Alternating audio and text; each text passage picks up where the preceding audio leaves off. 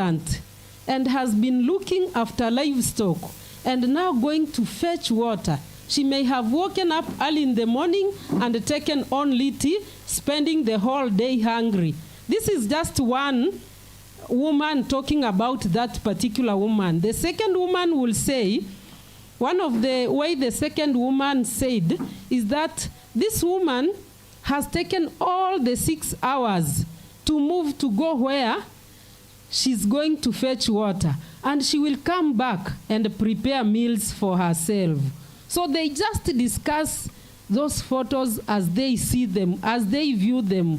You can see that woman has water, has a baby in front, and the water at the back. And that is the same woman. It is the picture of how that Maasai woman is living. A lot of household chores, pregnant, at the same time, the one going to fetch water. Next. This is another second one. They also went to the dam and they took that picture to show an experience that they have. Many of them will actually talk about. This woman said, even with the water being far, we have no choice but to fetch water every day from the dam as we don't have storage tanks. So that is what that woman perceived about this photo. Next. This is now a very dry area. You can see the cows grazing there. They are grazing. And he was saying migration affects us because when we move away from the market, we cannot access food. That is the young mother who was saying that. Now, when it is a really drought spell season, they have to take their cows to where they will get water very far. And they have moved from where food is normally sold. They will go very far and they say there is no food. You can see now, after they have taken those photos, they now come up with a joint action plan. Not one person, but the entire team sits and comes with an action plan. You can see this is now, what do we do about water insecurity that we have gotten ourselves from those photos? They align stakeholders. Who are stakeholders? You can see government, private sector, and community. What are the details? Whether they are partners, whether they are community members. Then they do actions which each of those stakeholders will take in terms of addressing water issues. And after we had done that, we did, for this one, what is the impact? Explore and share lived experiences, devise action, gain awareness. This methodology enabled these community members to gain awareness about their own situation, to vulnerability to food and nutrition, and the community to share their issues regardless of language barrier, cultural norms. You know, like the Maasai, sometimes women are not given so much opportunity to speak. But with this methodology, they were able to see and speak about themselves. Then motivation. We also had engagement with government officials. After this first phase of this conducting research, we went to the second phase where now with those messages that were derived from this, engaged the government officials. Now, these were some of the outcomes that came out from those photos: increased community awareness, empowerment to speak about issues, community leaders aware of challenges, reach key stakeholders with strong message through dramatization and deeper understanding. So those are some of the photos. Like the first one which I showed you was showing day in the life of a Maasai woman. Hardship dramatization, where they took the videos to show hardship which they undergo. Next. Now, this is an example two. I just gave an example one. Example two is where this photo voice and the digital camera take video recording, we used them to prepare a communication for behavior change. Because for behavior change, you have to get the specific behavior, the specific problem, do analysis, do a monitoring and evaluation plan for that behavior you have gotten, and come up with an intervention. implementation plan, map audiences. For this is just, I will not go to the entire of it. It was to strengthen mothers, to strengthen support to mothers and increase demand for and access to facilities and services that support appropriate breastfeeding. You see, some of these policies may be there, but unless we enlighten these mothers to demand for them, they may not work. So through this photo voice and digital, and it's not one method, it was combined with focus group discussion, with quantitative data collection, and with even IDI and KII. They were all combined methodology, but you see, combining them elicited a lot of data that was very specific to planning. In this methodology, application of communication for development to design social behavioral change, communication strategies to increase acceptance and demand for. You can increase acceptance and demand for. You know, within that Unilever tea estate, it is a very big tea estate in Kericho, there is a policy.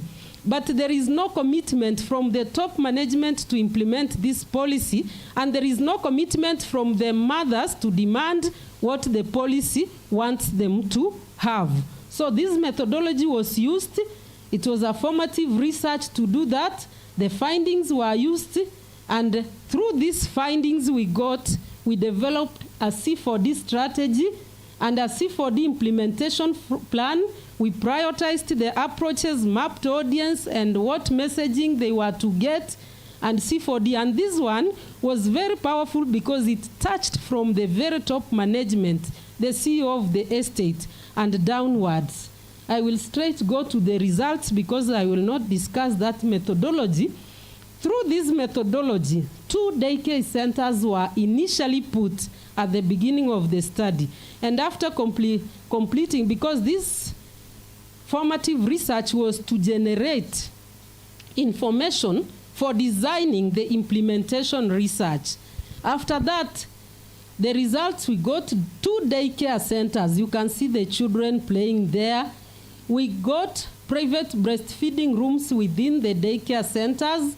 We got breaks. The mothers were given breaks, and those who were very far were brought closer to their houses so that they will go for breaks to breastfeed. Next.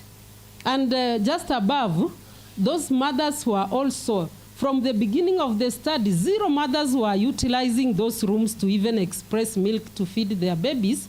Afterwards, we will have 5 mothers in a month. That's why you saw that mother up there expressing. Then we increased leave from 3 to 6 months.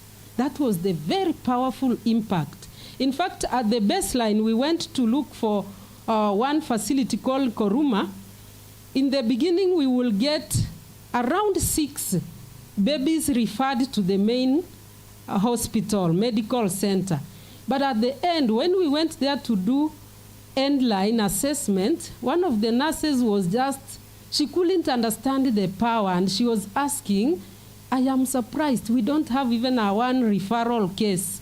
Because of the way this was done, you can see those are 3 babies breastfed for 6 months, triplets, and people were happy. Even within the estate, they were not allowed to grow vegetable gardens, but you can see here, now the households were allowed to put vegetable gardens because another partner came in and helped to mobilize the community. You can see those rates at baseline, 20.8, 62, 80.8%.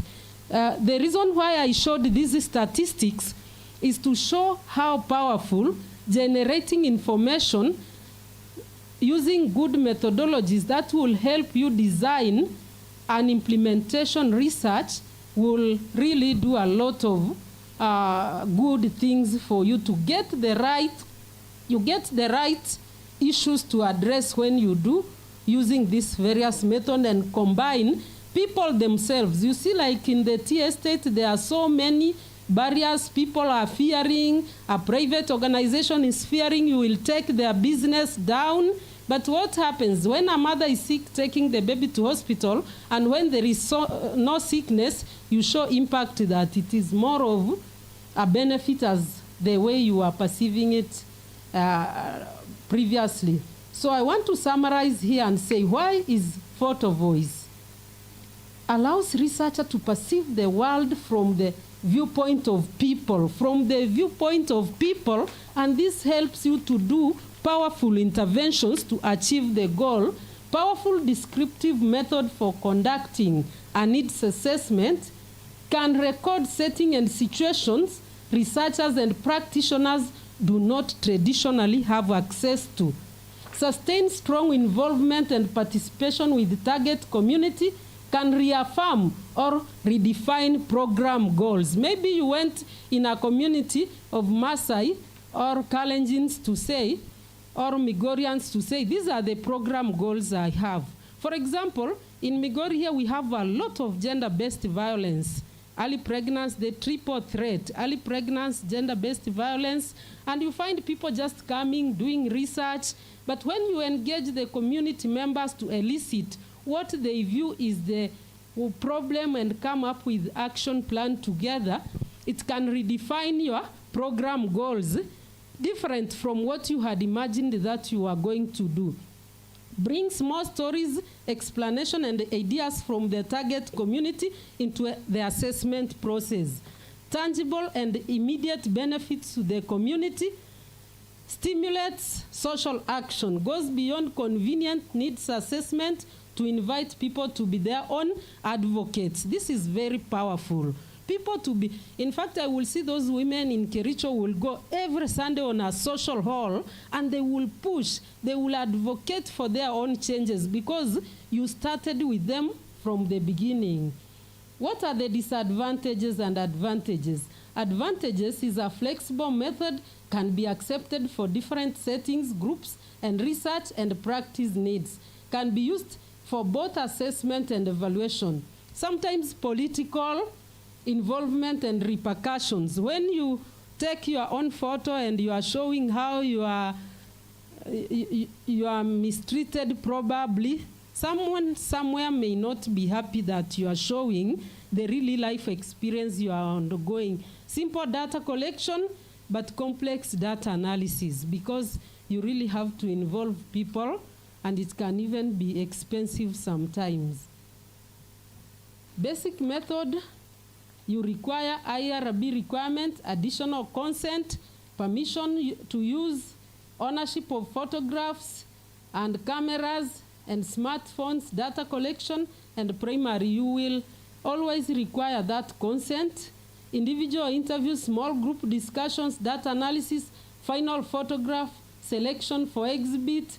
You have to take so many photos, but you will do selection which you will exhibit. Then you need consent generally to acknowledge and release for individuals in photographs, permission, ownership, use, and use of photographs. Thank you. That's all.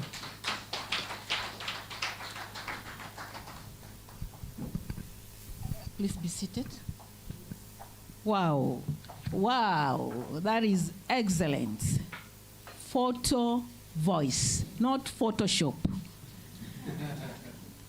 That is pretty nice, and we all affirmed that we have not used this. So it means it was a real learning session. Now we want to appreciate Dr. Samburu in a very special way for having brought on board new knowledge. You know, as academicians, we believe that learning is a continuous process, and we learn every other day. And we can all be assured that we have learned. Now, in appreciating Dr. Samburu, we want to borrow the model of Omondi Odero, the 3-factorial model. Take care you don't mess it up, lest we will clap forever. Okay, Omondi Odero, demonstrate.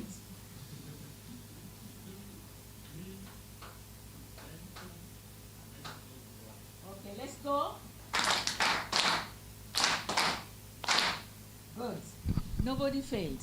Now, since we had a very good learning moment, and I believe the participants were able to learn, We now want to go into questioning session. We shall be able to interact with our key speaker by our participants asking questions, and the key speaker will be able to create more value. So let's pick the questions. Dr. Omoso. Thank you, Dr. Samburu, for the interesting presentation of participatory action research. I think this is one of the research areas that is not well utilized in Kenya, particularly in the higher institutions of learning. My question is, you started with the study aim, but along the line as you're moving with participants, I realize it's like you as a researcher were losing some power. So there was power shift from the researcher towards the participants. And my question, did this actually move you away from your study aim? And if it did not, how did you deal with it? Because you seem to have let a lot of power from you as a researcher. Number 2, you went into a strange community. I don't know whether it was where you come from, or that's aside. These were people, if I saw the pictures, a majority of them were not very educated. And I believe this group of community are very, very sensitive, particularly with the trust issues. Did you have any challenges with the trust issues coming from these participants? And if you did, how did you deal with it so that you maintain the focus of your study? Thank you. Maybe we collect the first 3, and then she will respond. Professor Ngalo. Professor Ngalo. Thank you, Mheshimiwa, for the wonderful presentation. Rongo University, we are lucky to host the UNESCO chair for various reasons. And in the UNESCO chair workshops, we have been using a different system which seems to be very close to Photoshop, which is podcasting.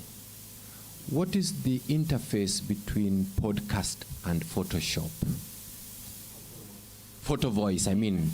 I'm sorry, not Photoshop, photo voice. What's the interface between the two, the podcasting and photo voice? Because it seems like they do the same thing, but podcasting has an advantage of real-time voice capture. Thank you so much. Photo voice, we keep learning. Now, third question from Dr. Ellison, and then the speaker will respond before we can pick the rest. Thank you very much, Dr. Samburu, for the presentation. My area of interest is communication for development, and we teach about photo voice, but we've never put it to practice. And so it was really nice to see how you have harnessed it for research. My question is, how do you overcome challenges to do with participation? Especially your research, the target was women. And for women, there's issues of time. How were you able to overcome that? And how were you also able to overcome the cultural issues within the community in order for you to successfully conduct your research? Thank you. Thank you so much, Dr. Samburu. Maybe you could respond to the first 3 before we could continue.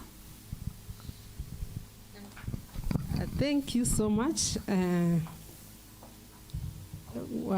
It is indeed true that we have not utilized this methodology very much, and it is very critical, especially when we want to have impactful programs or intervention, community-based interventions, which will elicit a lot of impact to the community.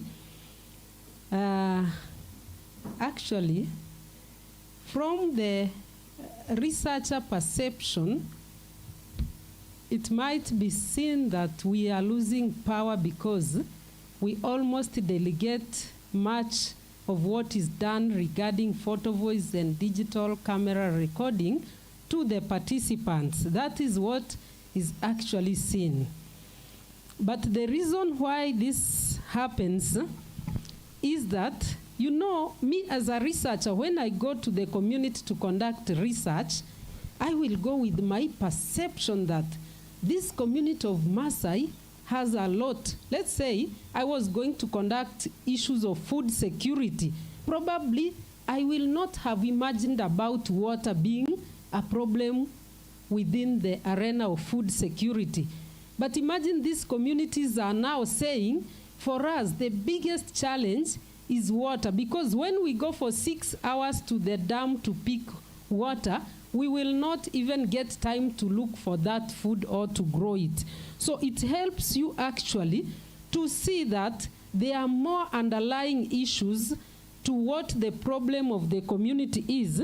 And I don't think the researcher loses power from him to the participant, because instead, the researcher, for me, from my perception, they gain power to address the really issues as opposed to addressing the perceived issues of this community.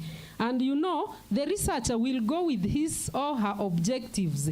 It doesn't mean that you will lose, because I have already said that most of the researchers we used photo voice, we combined all methodology, because from this perspective, you will have come with your key guiding questions for key informant interview. You will have your guiding questions for the focus group discussion. But here, okay, my questions were this regarding food security. Probably I had not factored in water, but these are now the perception of the community. Then you triangulate all the aspects you get, then you come up with a common, in that it is used for enriching as opposed to pulling powers from the researcher. Now here we went to a strange community, the trust issues. I want to say that the issue of this methodology didn't come as pap. It was a process. You know, with these community processes, you have the procedures you use to gain entry into the community. First of all, we went to all the offices, brought them together. Even in co-creation of this research, the other community members, are representative from the chief and others, came within the circle where we were co-creating the objectives and other things. After that, we went now further to conduct community dialogues. We brought a number of community members together, visited the region. All these processes you are trying to gain, visited the key gatekeepers, all of them, and in this way you are trying to gain. When these women come and see that their chief is there, their village elders are there, they continue gaining trust with you as you enter. It's not a pap thing that I'm going to do photo voice, but it is done in a stepwise where you use all those processes to gain acceptance within the research circle. I am very honest. I have done photo voice and digital, but I am yet, you see now the advantage of us being together, I am yet to learn about podcasts.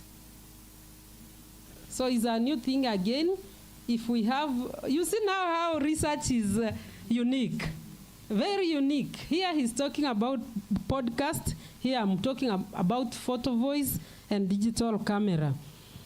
C4D for development, challenges to do with participation, time, and cultural issues. I'm telling you, this was a very unique. If I had time, I will present the entire research which was related to this C4D. You are very right that time, especially from the participants, I have already highlighted that. For example, In the tea estate, you cannot find mothers over weekdays, nothing like so. We will get them on Sundays. They come to social halls. That is the time you will address them. They are meetings which were called morning, where our data collectors or enumerators will go at 5 p.m.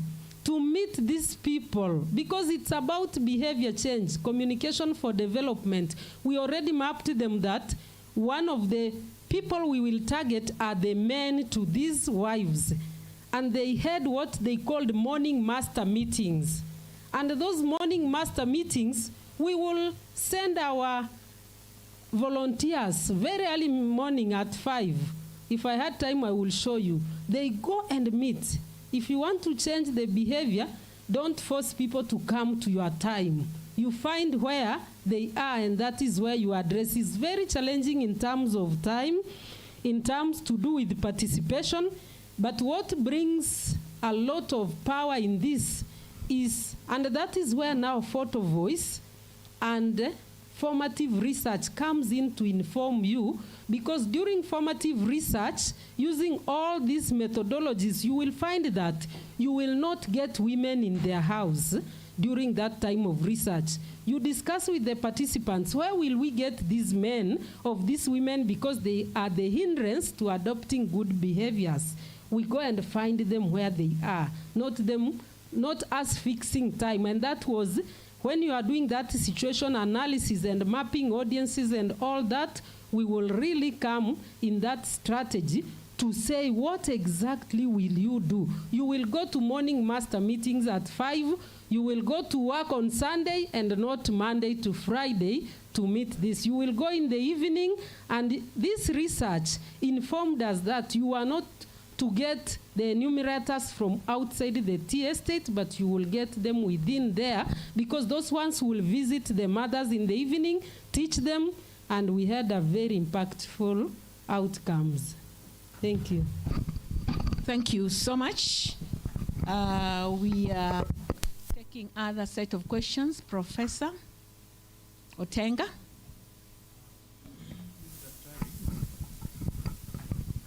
You know, it's good that you are a daktari with a PhD, which means you did a research.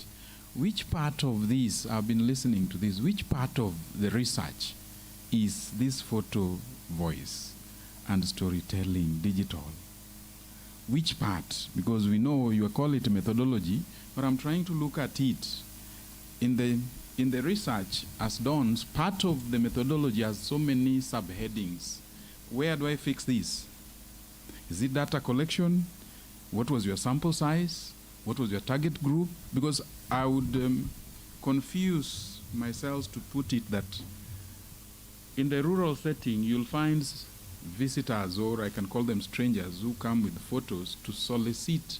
Since you are a stranger, you might not really get the audience. So you give them photos to take, because maybe the entry to those communities becomes a challenge. So you tell them, you go and photograph for me certain things of which you have told them. But I'm keen to find out what was the target. If I'm to go and help my student, because the university deals with teaching, research, and community service. So where do I place this? That is what I want. Is it data collection method? Is it, and what are the tools? How do you call it? Is it part of the tools of data collection? And again, you're saying it is themselves. So is it, if they are themselves, then how do you bring in data collectors? Research assistants. Are they research assistants? Because what they come in with looks like data collection. Thank you. Thank you, Professor Tenga. Dr. Abila. Thank you so much, Daktari. This is a very rare approach, but it's one of the most productive approach. I just have an interest in how best I can use this approach, given the fact that now we have data Protection Act. Could you just highlight how you would handle or how you handled privacy matters in terms of the photo, in terms of the voice, photo and voice? How was data privacy handled? If not, then what would you suggest going forward? Thank you. A third one before Dr. Samburu could respond. A third one?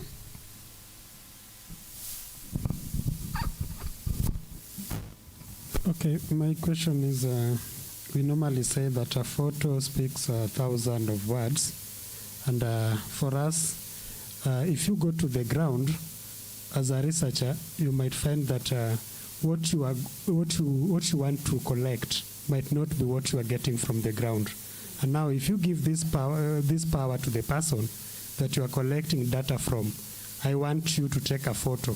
How sure are you, in terms of trustworthiness of the data that you have, that that photo that was taken speaks what you want, and it was not a makeup photo, that you take this photo so that we can get this grant, take this photo so that we can take this money?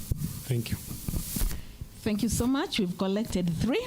Our keynote speaker, Dr. Samburu, maybe we could listen to you on the 3 issues that have been raised. Thank you.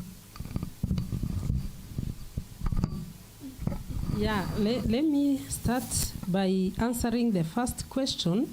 Which part of research is this research? For photo voice, it can be used both for baseline and even for evaluation after you have done a given research. But in this case I have given, let me focus on the Kajiado case on Voices for Action research which was conducted. Voices for Action. You know, this research is not just conducted as a single hand. First of all, for both cases I have presented, it was used at the beginning together with other methodologies, that is other qualitative methodologies.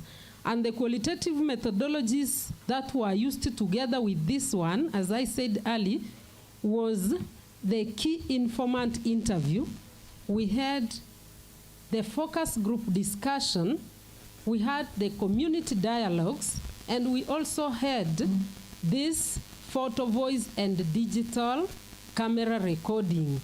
It means that when you want to elicit information from the community to see what is happening in the community, you use this photo voice. How do you bring in data collectors? You know, at the beginning, from the development of the proposal, you have already defined your objectives and what you are going to do in regard to this. Like these groups, in the qualitative approach, we had 70 groups and individual interviews with policymakers, managers, and supervisors. I'm talking now the one for T Estate, where we were conducting formative research for getting information to help us develop a communication for development strategy. So in this case, we had 70 group individual interviews, we had 4 voice sessions, and we had 3 participatory videos for mothers and peer educators. Then qualitative interview, we had 637 mothers for under 1 year. We had 195 pregnant mothers and 139 managers and supervisors. So your question, which is asking which part of research is this? I have not conducted photo voice alone, but we have integrated it with other methodology so that me as a researcher, when I have put my objectives, which I'm going to collect and developed my tools, I also put this photo voice and participatory videos as a component within that tools which I'm putting. That is the qualitative tools, the tools for collecting the qualitative data. Then these others, qualitative interviews also, from the calculations, you know, the methodology. What I presented here is a summary of how we have used photo voice, but I have not presented the research completely on the steps that we underwent to bring up this research. So qualitative interviews are there, and also this. So you can see the powerful methodology that complements on the normal ones which we conduct. So in the data collectors, they were brought on board to do interviews, to do KII, and to do the focus group discussion. And the mothers were brought in and taught to do their part of recording and digital camera recording. How do you handle privacy matters, photos, and voices? Remember, this is a research I have already presented in the last slide on ethical consideration, that you have to get a specific consent from the research ethical bodies for this particular type of engagement.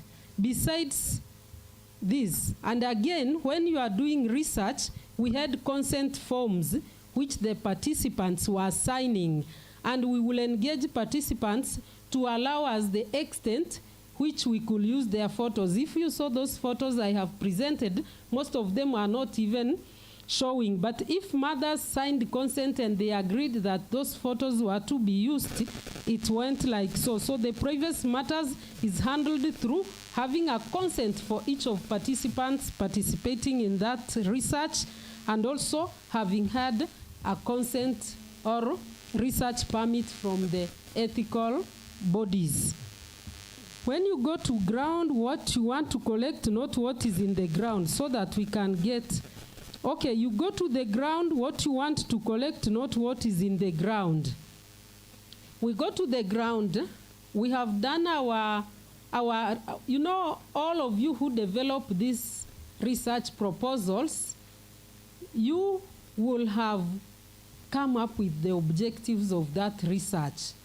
And when you go to ground, this research, you are not going to take photos to use them for getting money. You have already gotten your funding. These two proposals have presented. You developed the proposal, we sat, we developed it, and we got funding. After we got funding, because from this the objectives were there, but you explained how you will do this formative part, and we did it. So when you go to the ground, you are just enriching your research objectives which you will have come with, because from the proposal part you had already said what you will be doing. But in the process, it's just like we do the qualitative research. So you go, when you are recording or taking FGDs, you come up with new themes, isn't it? There are new themes which emerge, and they can be very powerful as opposed to the ones you had even developed before you went to the field. You can find a new theme coming up, like this case, the one for water came up so high, such that even these ones we had gone with were below. So you can see that it enriches. You don't just go with this. Thank you. Wonderful. Thank you.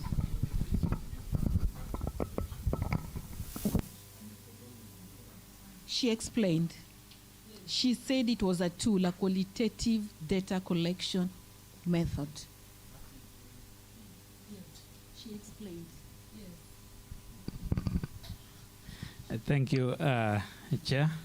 I wanted also to add and say, from the questions that were asked, I think Dr. Mosso had asked a question about the losing of the voice of the researcher to the community, the local people. And I think there is also another question that has come in that line. I wanted to add my voice and say that research now, there is a concept known as research for change. Research now is not focusing on ideas from a researcher. It's about ideas from the community. So there is that particular change that's coming. And I remember in one of our meetings, we discussed about it, and Dr. Oma said they missed to win some fund because they did not involve the community. And we also wrote that proposal, and we also lost. We had also written that. And so research now is actually supposed to be locally driven. And I think Honorable Betty Samburu will concur with that, because I know before she was working in a position whereby they were determining calls for funding. And I think that was one of the things they were looking at. Is it participatory? Is the community involved? So if we want to succeed now and even win funds, we need actually to focus on even generating objectives with the community. Not you generating and then you go to the community. You start with the community, working with the community, so that it is the community ideas that drive the study. And I think that's the direction in which we are supposed to be going. Thank you. I saw Professor. Okay. Dr. Abila?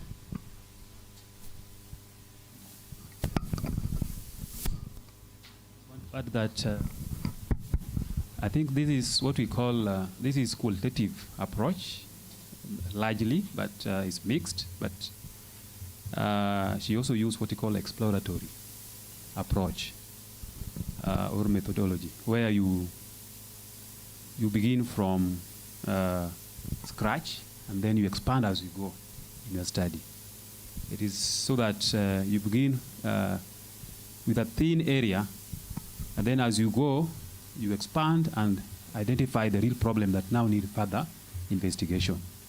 So that is what actually qualitative approach emphasizes. Then from there, after developing broad areas, you can now go further and do qualitative studies in which you now can test hypotheses and know which areas are significantly important to contribute to that community. So it is qualitative, exploratory. And then in terms of design, I can see you've used a lot of participatory observation. You've used observation as a broad approach to research, in which you're using obtrusive observation, in which the participants are not know, isn't it? Unobtrusive, in which participants are not aware. You don't interfere with them. Yeah. Thank you so much. Thank you. Thank you. Doctor, you want to? Yes, I okay. really like the point he has brought. You know, let me explain. I have not presented the research itself.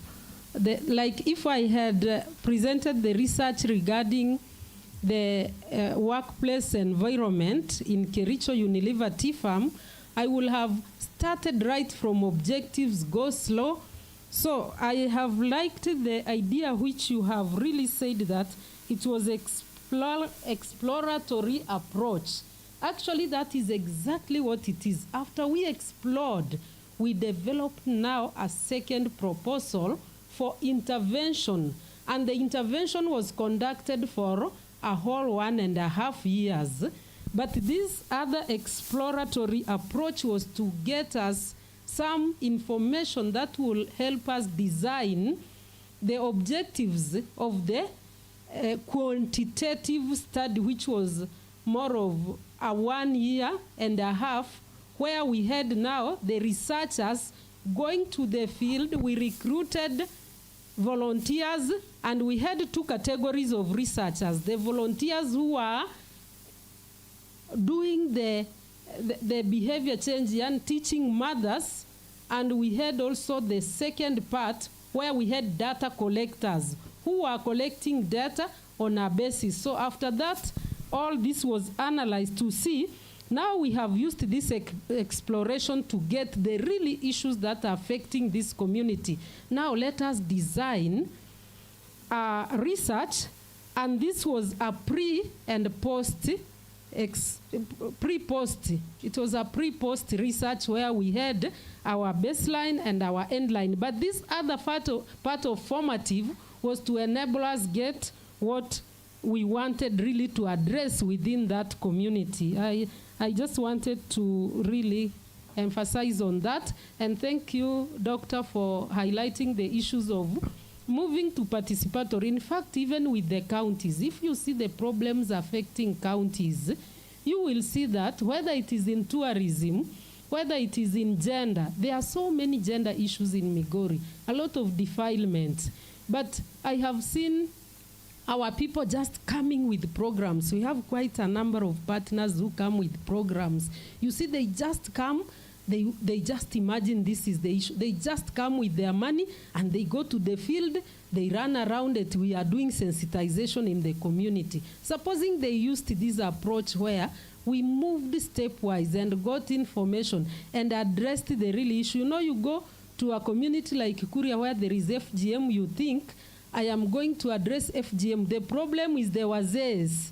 But who told you the problem is those wazees? If you went with this approach, I'm telling you, you will find a different issue, that we have taken those wazee wa kimila for trainings year and years, and we have never had a lot of impact. But with the change of the way we approach this, if we approached it in a research form, did you know that Migori is leading in gender issues?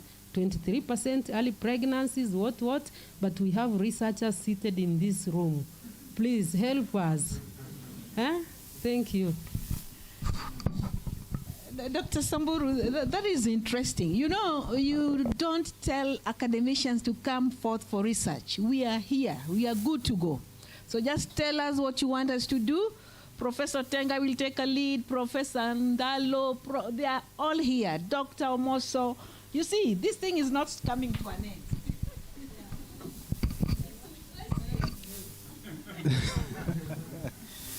Sorry, I'm not asking a question. I think I just want to respond to a question which was asked, and you said you are honest, you're not sure. The difference between podcast and photo voice. In media, we have two forms of communication. There is what we call the audio and the visual, right? Now, podcast usually is just an audio file which you can hang on the internet and you listen to it, in my understanding. No, podcast is majority audio from my understanding. Okay. There's an element of video, which a moving picture. Okay. Then the photo voice, to me, is just a photo which is speaking for itself. Right? Still, there is no audio, just speaking for itself. Yeah. Thank you.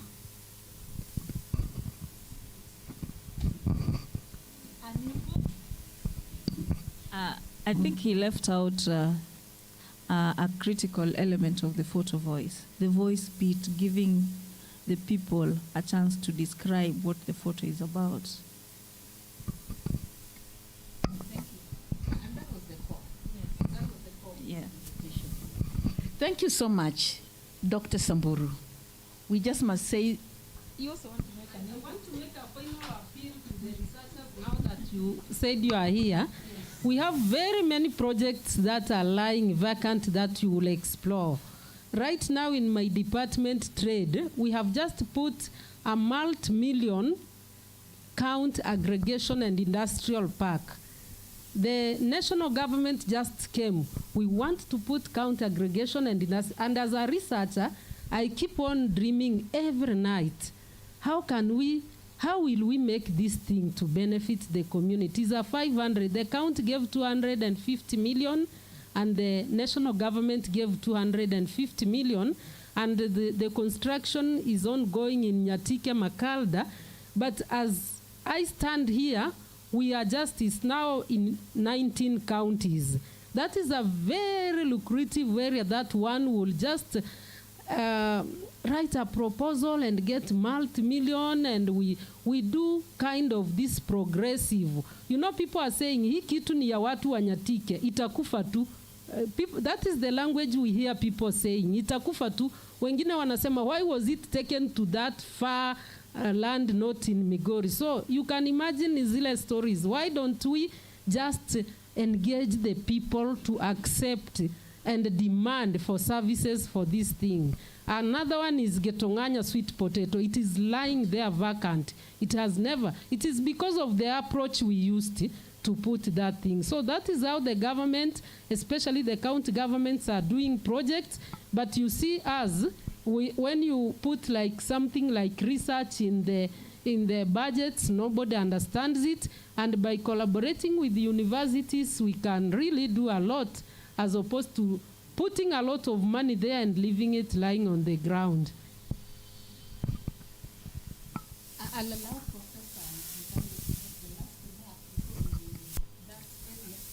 Thank you, Chair.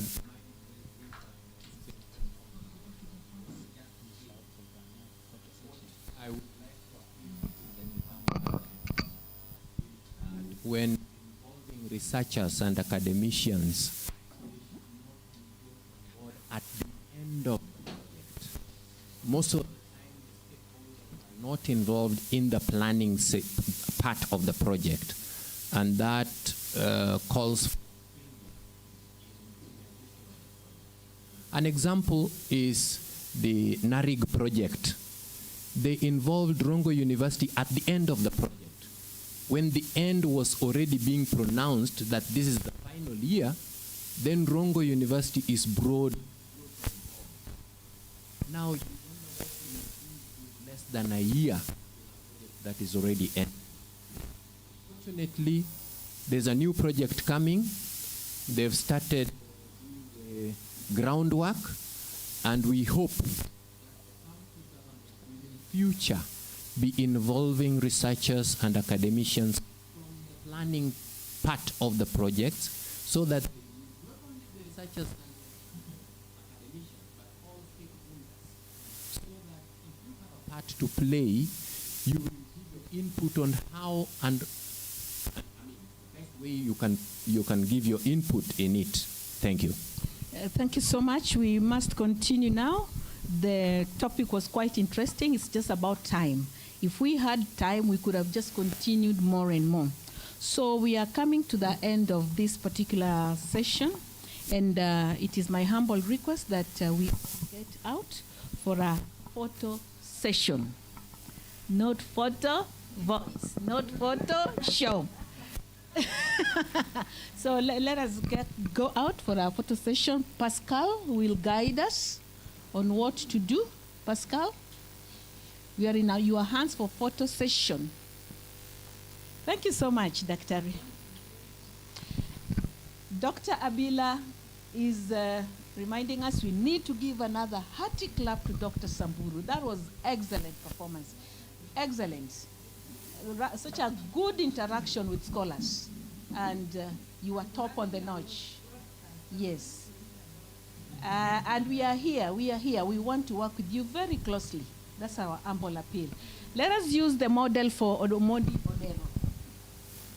3, 2, 1. Let's go.